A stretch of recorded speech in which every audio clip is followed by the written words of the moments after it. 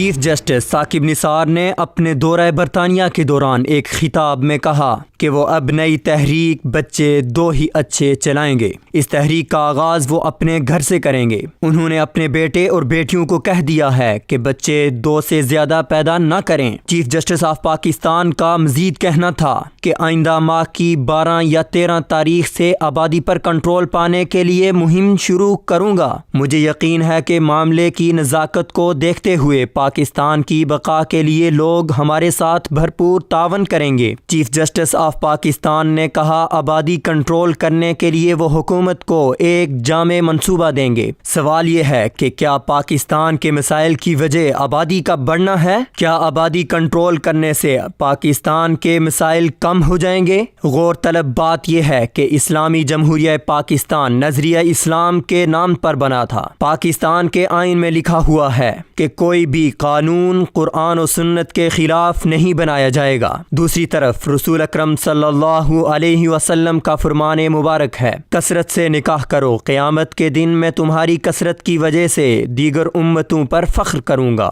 سوال یہ ہے کہ اسلامی جمہوریہ پاکستان کے چیف جسٹس کو کیا زیب دیتا ہے کہ وہ رسول اکرم صلی اللہ علیہ وسلم کے فرمان کے برعکس آبادی کنٹرول کرنے جیسی مہم چلائیں؟ دنیا کے بیشتر ممالک آبادی کی قلت کی وجہ سے پریشان ہیں۔ روس، جاپان، فرانس اور دیگر ممالک میں بچے پیدا کرنے کی ترغیب دی جاتی ہے۔ باقاعدہ بچے پیدا کرنے کے لیے مردوں کو چھٹیاں دی جاتی ہیں۔ دنیا میں کثرت آبادی والے ممالک کو طاقتور ملک سمجھا جاتا ہے۔ کسی بھی ملک کی جتنی زیادہ آبادی ہوگی اس ملک کا دفاع اتنا ہی مضبوط ہوگا۔ عرب ممالک سمیت دیگر ممالک پاکستان سے اس لیے تعلق مضبوط رکھتے ہیں کیونکہ پاکستان کے پاس 22 کروڑ آبادی ہے۔ ان حقائق کے باوجود حیرت ہے کہ پاکستان کے چیف جسٹس آبادی کنٹرول کرنے کی مہم چلا رہے ہیں۔ ماہرین کے مطابق پاکستان کے مسائل کی اصل وجہ آبادی کا بڑھنا نہیں ہے بلکہ ملک میں کرپشن، بددیانتی، اقربا پروری، لاقانونیت، عدلیہ، انتظامیہ